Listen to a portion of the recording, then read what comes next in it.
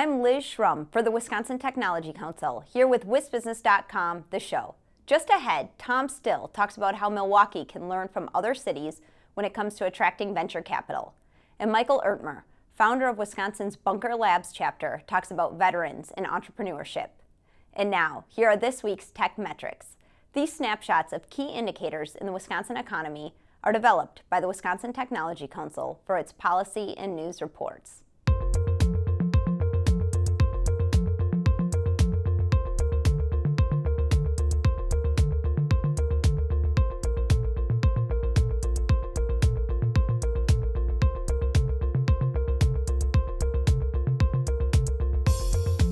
And now, here's Tom Still with his Inside Wisconsin commentary.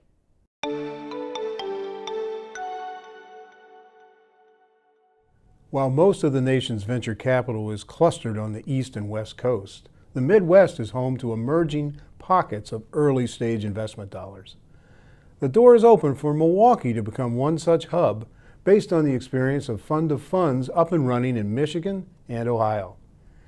For the model to work in Wisconsin's largest city, however, some of the city's major companies, pension funds, and institutions must become engaged in new and potentially rewarding ways.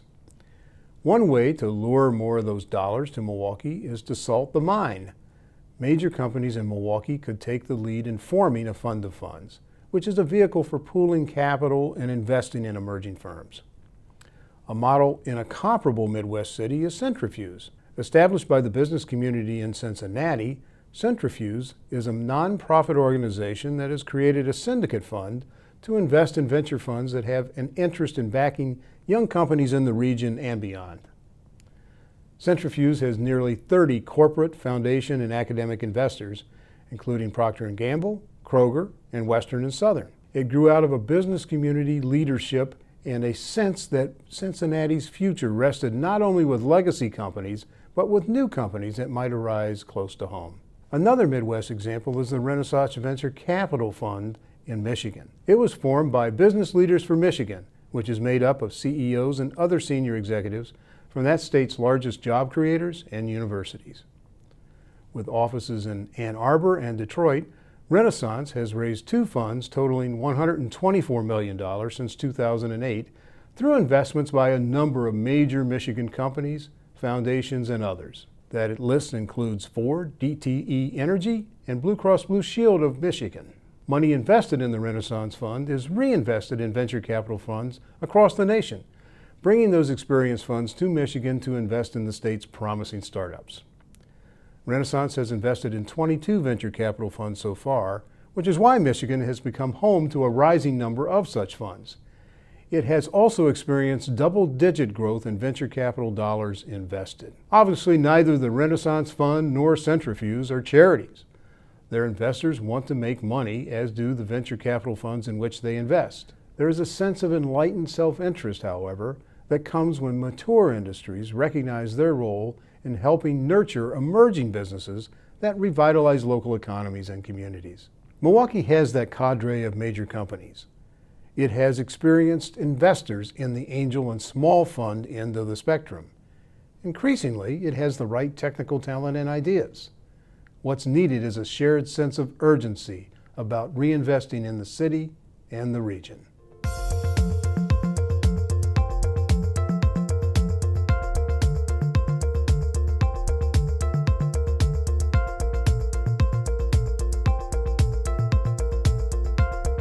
At the recent Wisconsin Early Stage Symposium, we caught up with Michael Ertmer, a veteran investor and entrepreneur who launched a Bunker Labs chapter in Wisconsin. Welcome, Michael. Hello, Liz. Thanks for having me.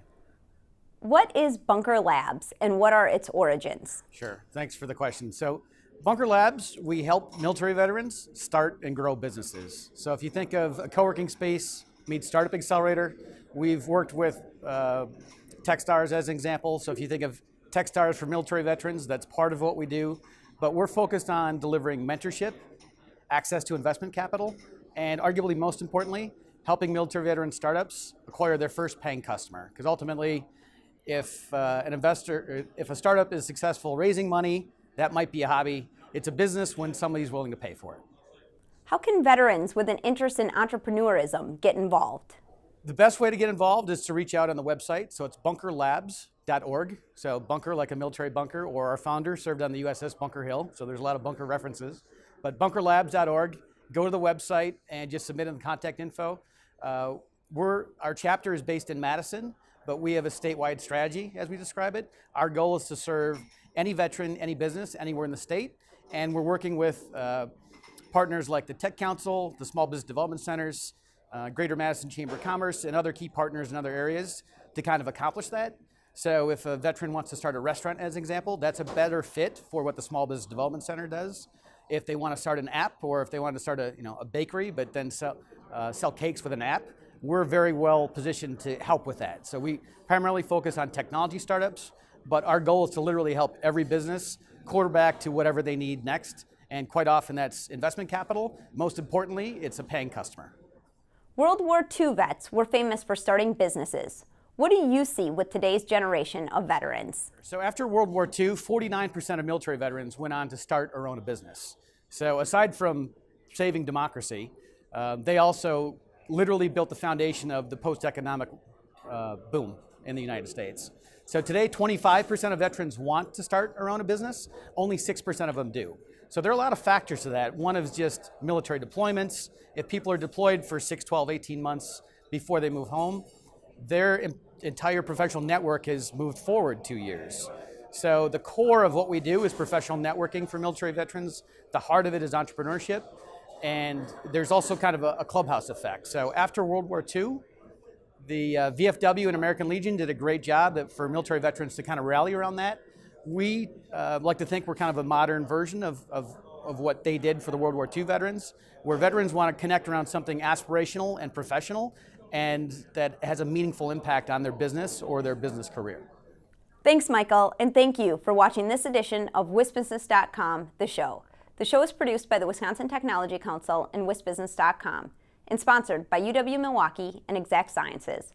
Visit our websites to read and learn more. I'm Liz Schrum of Talent But Executive Search. See you next time.